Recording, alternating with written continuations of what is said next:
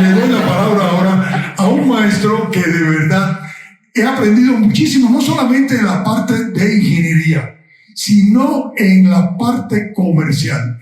El ingeniero Raúl Uribe. Raúl Uribe, nos conocimos casi que por azares de la vida con la empresa Mesa, haciendo una visita a una de las obras emblemáticas del otro colega, era Reforma 222. De eso hace muchísimos años, yo trabajaba en la Mesa.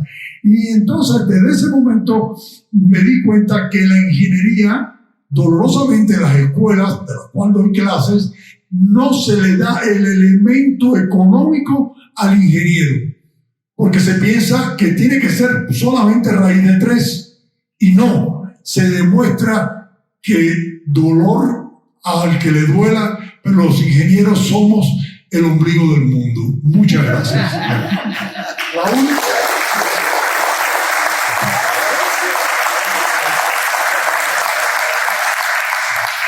Bueno, no, pues ya me la dejaste bien difícil. Oye, yo siento que hablo como hombre, pero aquí Pepe me la gana. Ya dice que para todo mal mezcal y anoche le entré mucho, pero veo que no jaló conmigo. Oye, bueno, pues muchas gracias, Pepe. Miren, yo les voy a hablar ya han hablado mucho del tema de las normas, y yo creo que ambos han descrito muy bien todo lo que son las edificaciones altas, Abel definió muy bien, o que no hay una buena definición de los edificios altos o de gran altura.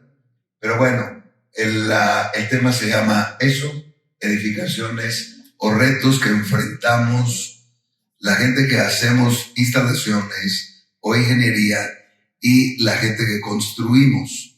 Y yo les voy a hablar más bien lo que hemos vivido en la práctica, el día a día, en cualquiera de las edificaciones que les venga a su mente, en edificaciones de gran altura. Y empiezo, ¿qué retos enfrentan las grandes edificaciones y torres de gran altura con respecto al personal en el traslado?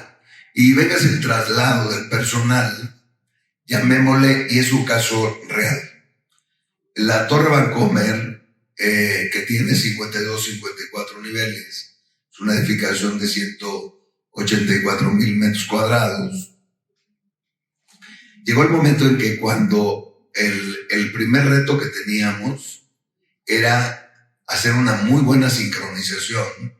En el momento que iba avanzando toda la estructura, hay una rampa que es un caracol que llega hasta un cierto piso, y teníamos que haber una buena sincronización de que llegaran las plantas de emergencia. Es una edificación que está 100% en emergencia, tiene 5 plantas, y el ponernos de acuerdo cuando te cuelan esa losa de cimentación para cada una de ellas, llegaban las plantas, pero aún no colaban.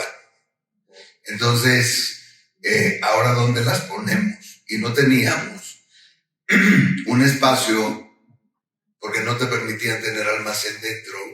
Y entonces coordina en la noche el tráiler, la pluma que normalmente pueden mirar ustedes en cada edificación. ¿Cómo le hago para trasladarla, izarla y bajarla? Era todo un reto. Que de todo esto cuesta dinero, porque el tráiler que se espere, que el de tránsito, y se te vuelve todo un tormento. Y lo otro de los problemas, a medida que iba avanzando la torre, uno de los grandes problemas que tuvimos, había 2 transformadores de 10 MVA, 10 millones de watts por medio, y obviamente el peso para poderlo rodar de la parte donde entraba la losa y llevarlo al punto del núcleo donde estaban las bases de estos 2 transformadores de 10 MVA, el peso no estaba considerado en el rodamiento de la parte de la estructura. Entonces tuvimos nosotros que reforzar bajo nuestro costo el rodar estas plantas estos transformadores hasta su punto. Repito, no estaba considerado estructuralmente, entonces refuérzalo para que trabajen entre columnas y traves, y ahora échatelo. y van para allá.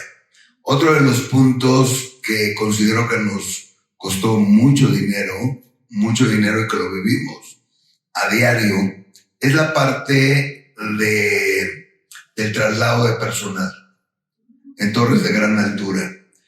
Ahí teníamos 2 elevadores, montacargas o como le guste llamar. Cuando íbamos en el piso 50 y había 3,000 gentes trabajando y todos en promedio entran a las 8 de la mañana. Imagínense las colas que había para poder trasladar. Y uno de los problemas que vivimos a diario es sube el maestro con su ayudante y se le olvidó un cople o un conector y está en el piso 50. Ahora baja, ve al almacén, platican, se echan su cigarro y todos son pérdidas de dinero. Entonces, y como esos en cada una de las edificaciones, les pudiera decir, muchas veces esos gastos indirectos no se consideran en ningún lado. Ustedes pueden leer las bases de la licitación o concurso, pero nadie te dice eso. Y aunque tengas experiencia y pudieras decir, ¿y cómo lo resolvemos? O sea, sí se puede contemplar cuando hay una buena coordinación. La Torre Reforma de frente pusieron 3 elevadores y entonces no hubo ningún problema en la coordinación. El personal, unos entrábamos a las 7, 7:30, 8. Vancomer y John Alazal dijo, no, aquí se entra a las 8 y no hubo para dónde. Entonces, todas estas pérdidas te van pegando ¿en qué parte? En la parte de tu utilidad. Y es donde te va mermando.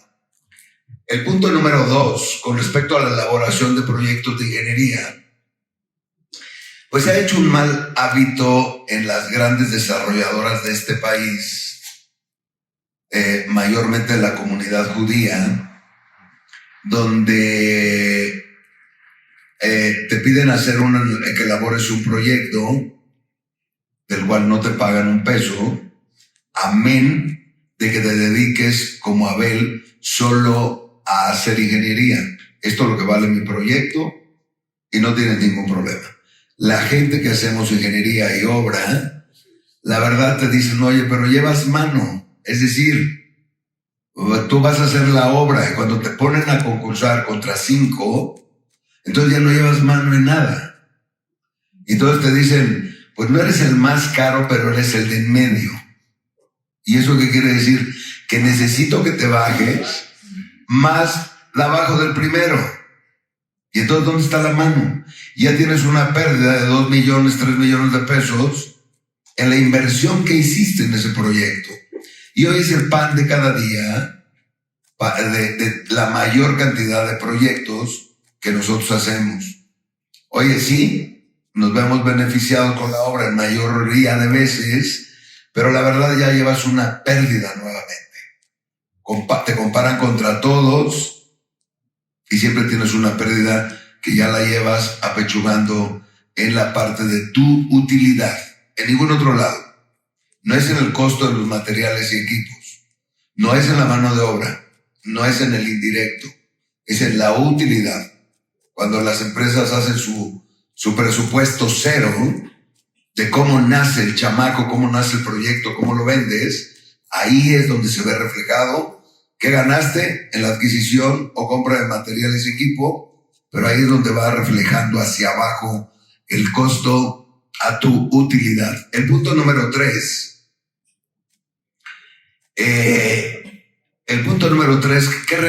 Los retos que enfrentan las empresas al contratar obras en tiempo prolongado. A ver, ¿a qué me refiero en eso? Normalmente el tamaño de obras de las cuales estamos hablando y de las cuales han visto ahí proyectadas son obras que cuando menos te llevan 2 años. No voy a hablar de la pandemia, no voy a hablar de nada de eso, porque entonces nos ponemos a llorar aquí y nos salimos porque la mayoría de los constructores hemos perdido dinero. No, me refiero a que hoy vamos a pensar que hacemos un contrato por 2 años Hoy por hoy, con la variación del dólar, con la variación del costo de los materiales, cobre, acero, aluminio, cualquier polímero y lo que les venga a su mente, hoy los fabricantes, distribuidores, no nos aguantan más de 6 meses en promedio. ¿Qué quiere decir? A mí me dan un 30% de anticipo, hago un contrato por 2 años que afianzo y lo peor de todo, que los contratos hoy por hoy que hacemos son así. El contrato dice claramente, por aprecio, volumen alzado, tiempo determinado, o sea, no más de 2 años, no hay alza de precio en 2 años, y más vale que cumplas, porque si no, van las penalizaciones por día y cuestan millones. ¿Cuál es uno de los problemas que normalmente enfrentas en estos tiempos? Pues yo les pudiera decir hoy que para la gente que nos dedicamos a la construcción de este tipo de edificaciones, y no necesariamente torres de gran altura, hospitales, y el que le venga a ustedes en su mente, centros comerciales, industria, etcétera, todo es lo mismo. ¿Qué es la ventaja que tiene que hagas un Walmart? Que lo haces en 3 o 4 meses máximo. ¿Cuál es la ventaja que tienes en hacer un Liverpool? Que lo haces en 8 a 10 meses en promedio. Las naves industriales, por más grandes que les venga a su mente, BMW, la que les venga a su mente. Llegas a una nave industrial, pones electroductos, tuberías, bajas, alimentas, y en promedio sí terminas en 2 años. Entonces, creo que estamos en el ramo incorrecto, ¿no? O sea, no deberíamos hacer torres de gran altura o este tipo de edificaciones. Pero es la verdad y es lo que vivimos hoy. Si ustedes me preguntaran a mí, Raúl, ¿cuál sería tu recomendación? No contratar obras hoy. ¿O cuál es el riesgo? ¿Cuál es la razón? Oye, que se ponga la medalla a alguien para que diga estuvo Uribe ahí, en la más alta, pero ganó, pregúntale a Raúl Uribe. Y diga, ¿cuánto ganaste? No, al contrario, hoy queremos recuperar lo que invertimos. El no perder es ganar. Y eso no está padre, ¿no? Entonces, esa es una de las cosas que las estamos viviendo hoy por hoy. Bueno, el punto número 4, creo que ya habló Abel y René, mayormente a René, con respecto a los factores de demanda, de simultaneidad, con respecto a la carga instalada, conectada y los valores de demanda real. Miren, en paz descanse un amigo, del cual le mando un saludo al cielo, Alfredo Arellano. Cuando yo era presidente de la AMERIC, creamos no era el club para ir a chupar, era el club de la hipotenusa, que René nos hizo favor ahí en Reforma 222, prestarnos con su presencia su departamento. Nos reuníamos, un grupo de 8 ingenieros, a hablar del tema de lo que acabo de mencionar. Carga instalada, factores de demanda reales. Cada uno de nosotros presentamos documentación, hicimos partícipe a la Comisión Federal para decir, oye, pues los factores que normalmente me obligas a aplicar para seleccionar unos transformadores malamente les pongo un ejemplo también. En promedio, la Torre Vancomer tiene 16 millones de watts. Se contrató una carga de 8.9 megawatts. Nosotros a través del tiempo le hemos dado mantenimiento. La demanda máxima medida, y hagan una división, 3.4 de megawatts. Nada más vean. Y así están todas las torres, y los que me digan ustedes, los factores son muy bajos.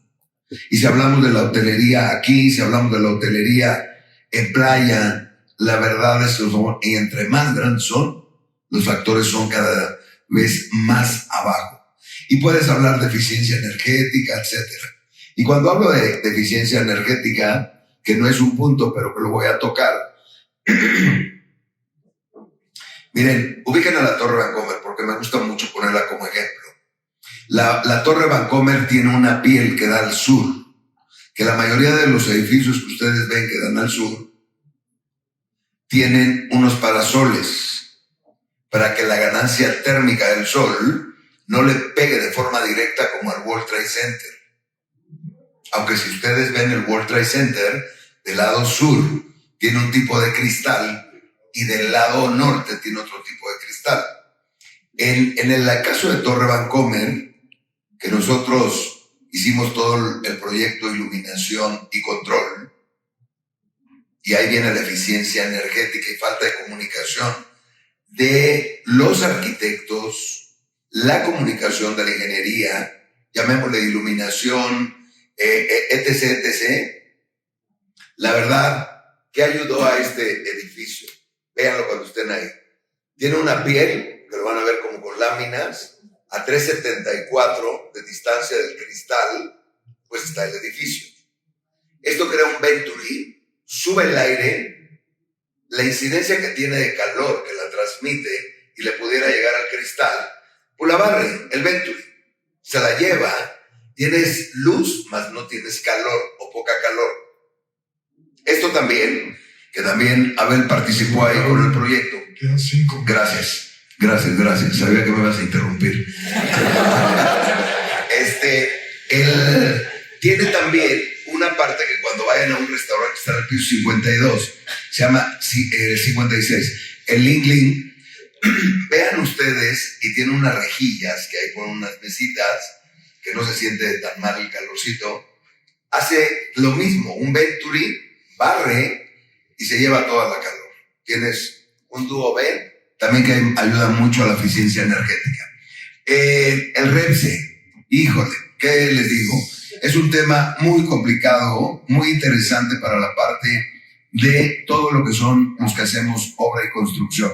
A partir del 1 de septiembre, ¿qué hacía Uribe Ingenieros particularmente? Teníamos una empresa outsourcing que, a pesar de que creemos nosotros que pagamos el 100% de todos los trabajadores que tenemos, están asegurados, hoy no puedo contratar a un contratista el 100% de la mano de obra, por malos manejos, y que lo tiene Pemex, y lo tiene la Comisión Federal, y todas las empresas del gobierno, y ahí sigue todavía, pero no los privados. Entonces, hoy los tengo que contratar con mano de obra, con material. Entonces, si tengo que contratar a Juan, nos enfrentamos con un problema para cumplir con el REPSE. Al señor le tengo que dar 50 millones de pesos para que compre material y la mano de obra. Y no tiene cómo afianzarme y no lo conozco. Y entonces tenemos un problema que nos ha ayudado mucho, nos ha funcionado muy bien unas estrategias que hemos hecho para decir, hago el deal o hago el negocio con el fabricante o con el distribuidor y le digo, oye, le voy a dar dinero a él, quiero que te dé el dinero mañana, así, yo hago la negociación con él, cierro la negociación y el precio y le doy un fee porque lo obligo a que administre y reciba el material. ¿Qué otro punto? Con este me puedo pasar mucho tiempo y que les interesaría mucho.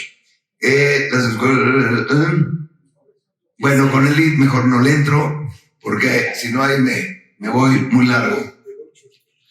¿Qué retos presentan las empresas mexicanas? Mire, todos los que construimos fuera de México, y voy a hablar mal de los panameños porque aquí tenemos a uno, a Edgardo. El primer reto que tenemos es llevar gente, mano de obra calificada, mayormente mexicana. En Panamá no es que sean malos, sino hay un sindicato que se llama el Suntra, que la verdad es un tema muy complicado. Por cualquier cosa te cierran la obra, por una persona que despidas justificadamente, se te plantan todo y te cierran la obra, muy complicado, en donde sea.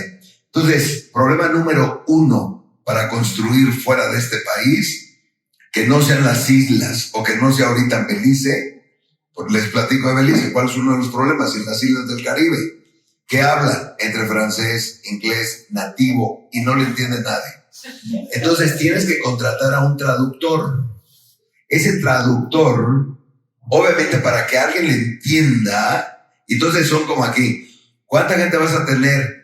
Pues ¿cuántos seguristas? Por cada 25 gentes, un segurista. Allá tienes que tener casi por cada 2 gentes un traductor, porque no le entiende.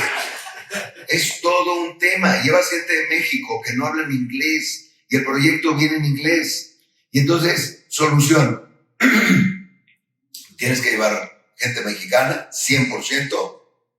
Tienes que llevar a la doña que guisa bien, que haga memelas y que haga sopa y todo, y los chiles en vinagre y todo. Y otra cosa, obviamente tienes que trasladar para que no se te regrese la gente. Te tienes que llevar a la mujer y a los hijos, porque vienen a los 3 meses y ya no regresan. Y entonces la continuidad en las instalaciones se te vuelve muy, muy complicada, sin tener que mencionarles el abastecimiento de materiales. Todo Centroamérica, todas las islas es todo un tema. Panamá, ¿por qué no decirlo? Hoy con el tema de las aduanas, conseguir materiales del índole que les venga a su mente. No es una zona o un país industrializado. Todo lo tienes que comprar, todo lo tienes que trasladar de Estados Unidos, México, etcétera. Entonces te vuelve realmente muy complejo, pero vale la pena construir en estos países. De verdad, hay una hoy en Panamá, hoy en Cuba, aunque digan lo que sea, una gran oportunidad de hacer hoteles en Cuba. Hay una gran apertura, que los cubanos le estén pasando mal. Nuestros queridos hermanos, ¿saben? Pepe, que construimos hace muchos años en Cuba también, y les mandamos un saludo con mucho cariño a nuestros hermanos latinos, que esperamos que pronto estén mejor que los mexicanos. Oye, pues muchas gracias, para que no me regañes.